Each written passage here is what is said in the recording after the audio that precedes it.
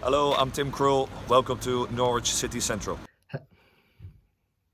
Hello, everybody. Lewis, Norwich City Central. I hope you're all doing really well. And welcome back to another video on the channel. I thought I'd do another transfer update today. What are we now? Only 9 days away, 8 days away from the Premier League season starting, which is really interesting. And yeah, more transfer business, more transfer news to talk about. And I start this video by saying I'd love to hear your thoughts again in the comment section. And the main question I want to ask is, what players do Norwich City need to sign, and what positions do Norwich City to sign? It's a massive discussion point, and of course we just know how important and how critical the transfer window is in terms of building up and getting towards, starting a season. Last season, of course, there was incredible championship signings. Oliver Skip is the main one which stands out in my mind. But we really prepared for the championship. And of course, not all the signings work out, but we just know how important transfer windows are and stability. So many, we talk about all these marquee signings, but a club needs stability and you need good signings. And that's why it worked out so well in the transfer window. And of course, in the Premier League 2 years ago, those signings didn't really work out. A lot of them not working out, Amadou, obviously Josip Dermic, Sam Byron with his injury concerns. None of the signings really worked out, so it's really critical that you have a good transfer window. And that's the question I'd love to open up. What players do Norwich need to sign, and what positions do we need to sign? Because the discussion has been that quite a lot of people have probably been slightly disappointed with the transfer window, and of course Stuart Webber coming out with that very interesting comment saying Norwich City bought a bazooka, they've bought a few guns, they've bought a few hand grenades, and they're just waiting now for their tank. Well, I probably disagree with that, and I would say that the transfer window, although the signings have been good, Norwich City have needed to make more.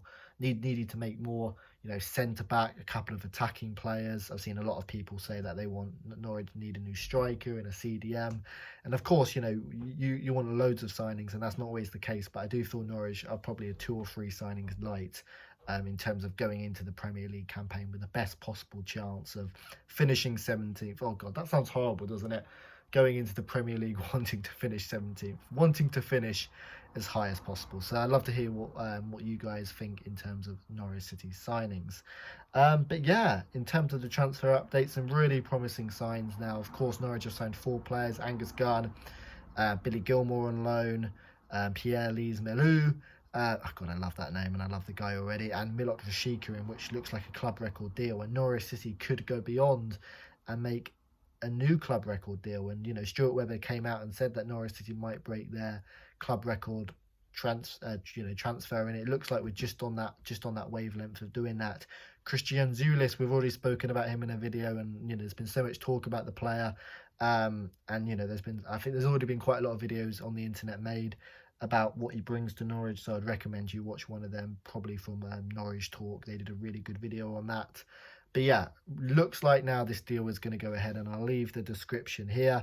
Of course, this is a really exciting deal, and I think Norwich's record transfer fee it's a tough one in terms of the record transfer fee. I think Stephen Naismith and it was about 9.5 million. Ricky Van Wolfswinkel was about 9 million, and the add-ons would have made it to about 12-15 million. But of course, they never met. We know how the Wolf turned out.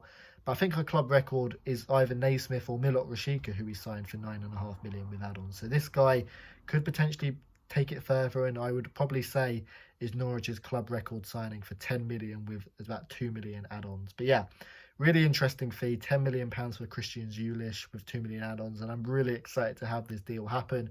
Of course, there's lots of pros and cons with the deals, but of course, I think the pros outweigh the cons, and I'm hoping this isn't a replacement for Todd Cantwell, because if we lose Todd Cantwell in the summer transfer window, then I think we need to reinvest that money straight away in a player of his calibre and his position. But yeah, a really exciting one, £10 million.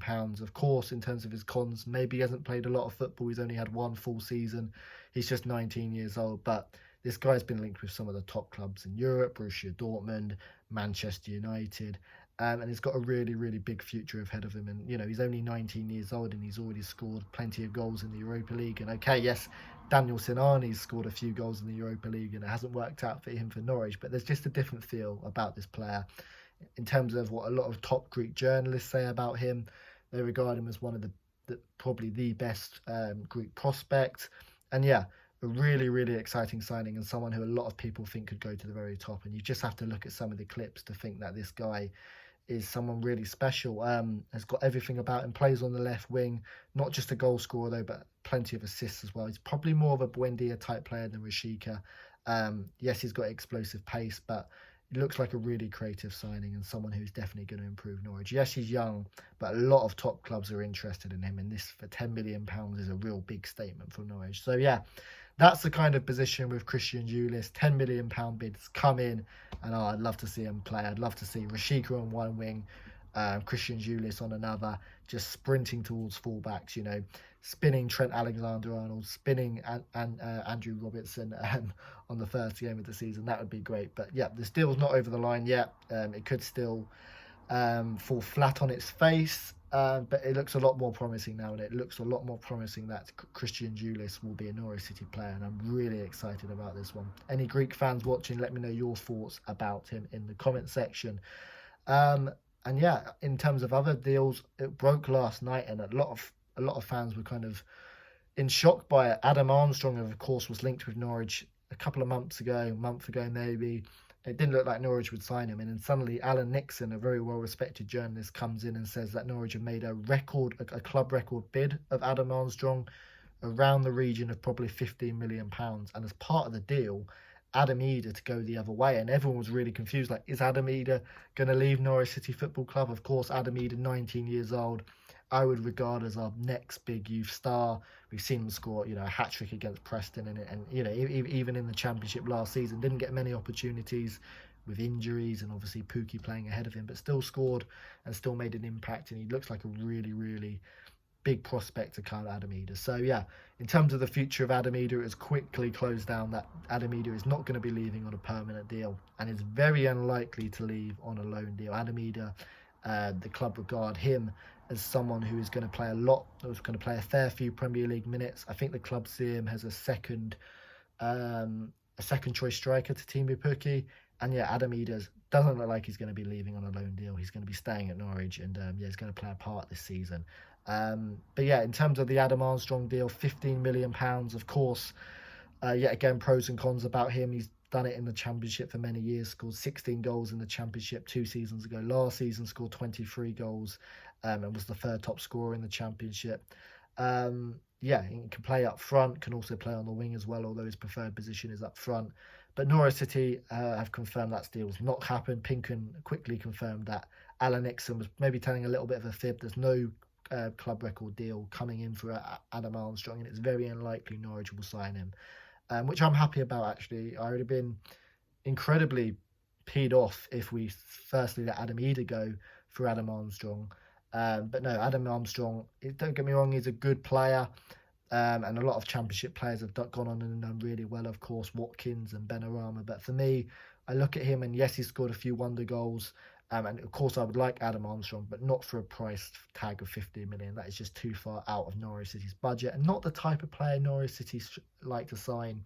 He misses a fair few big chances as well. So I'm pleased that we're not signing Adam Armstrong. But yeah, that's the kind of latest in terms of Norwich City players coming in. Adam Idah is staying at Norwich, and Christos Tzolis looks like he's going to become a Norwich City player, which is really, really exciting to see. And yeah, I'd love to know what positions and what kind of players Norwich City need to strengthen. For me, a centre-back is the number one priority. But a lot of Norwich City fans seem to think a striker's needed. Of course, Adam Idah and Jordan Hugill, are they going to be good enough to come into a Premier League season where we need to score goals? Are we going to learn from our mistakes? A lot of Norwich City fans really want a new striker. I do want a new striker, but I'm a bit more coy about it. I think a centre-back is more important, and maybe a couple of other options to help strengthen the depth of the squad. But I'd love to hear your thoughts down below in the comments section. But a lot to get excited about with Christos Tzolis, looking like he's going to be a Norwich City player, and looking like he's just going to skin Trent Alexander-Arnold a few times on the 14th of August. But I'd love to hear your thoughts down below. Thank you for watching, and I'll see you later.